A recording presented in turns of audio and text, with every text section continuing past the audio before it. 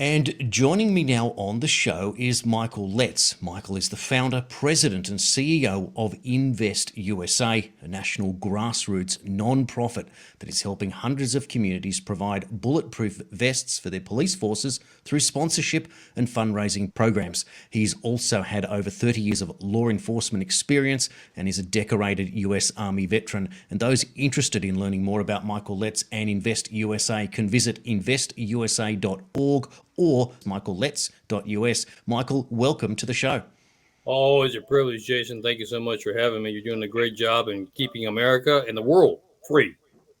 Well, thank you. I really appreciate your time today, and that is the purpose of what we're talking about constantly here is the wholesale sacrifice of people's freedoms with what seems to be these artificially induced difficulties or circumstances, etc., whether it's border crossings or it's fentanyl or it's different ways of attacking and killing the US people. But now we're finding in an extraordinary story, Michael, that there is this strange idea that fentanyl can now be tested on public transports.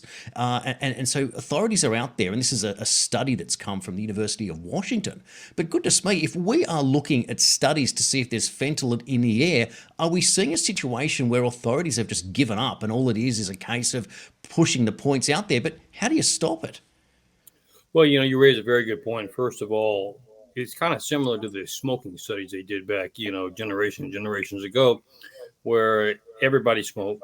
Then they begin to question secondhand smoke. Then they begin to question secondhand smoke in public places such as buses, restaurants, etc. And you saw eventually where that happened and where that was banned. But your question specifically on fentanyl is we are engaged in probably the most difficult war that we've ever had. It's not that we can't win the war, Jason. We don't have the will to win. And there's a reason behind that politically. Fentanyl obviously is one of the key components that China produces the chemicals to be able to make fentanyl. They ship those chemicals to Mexico. They have a partnership with the drug cartels. They get a percentage back. The drug cartels manufactured into fentanyl tablets, et cetera, then they use their mules and their network to get it across these open borders that the administration has pushed so readily for, and they profit immensely. Now, why would they want to have open borders when it talks about fentanyl and drug cartels? I tell people very simply, if you look at the amount of money that's going into the Democratic National Committee and the Democratic candidates, if you track it back, you'll see that a lot of it is going through organizations that are funded and used to money launder this cartel money. So the politicians have an incentive to keep the cash flow coming because obviously you've been involved in politics as I have for quite some time. It takes money, Jason. You can't be involved with politics without having capital to be able to do so. And so they realize that in order to maintain power and control, they have to have money to come in to be able to get candidates, to be able to fund campaigns, et cetera. And what's one of the quickest sources of money? Well, you remember you and I talked about it on your show before. The biggest industries worldwide are drug distribution and human trafficking. And so they're involved with both, and that's how they're getting a lot of their funding, which is why you see such resistance to common sense approaches. You talked about what can we do about fentanyl?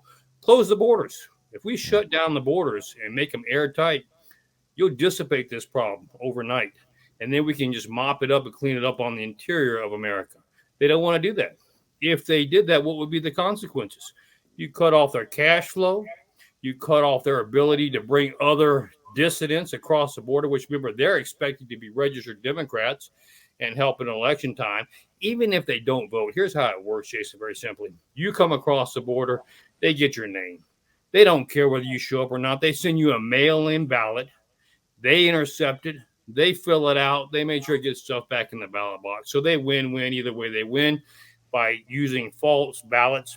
They win by getting money from the cartels for helping provide open borders to get this trafficking stuff through. They're killing off our young people. They're destroying our military. There are so many things that their evil ideology wants them to accomplish that this helps do. That's the fight. That's what I want your listeners to understand. That's the fight we're dealing with fentanyl. It's not about can we get fentanyl off the streets.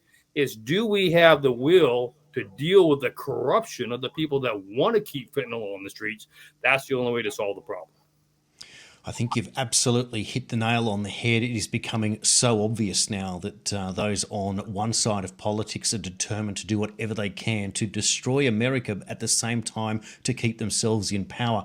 And those two ideas are not congruent with successful, happy people of the United States. And that is why we seem to be in the war for all ages. Michael Letts, thanks for your time today on Compass. Thank you, Jason. God bless you. God bless America. Keep up the good work. We're going to win this fight at the end of the day.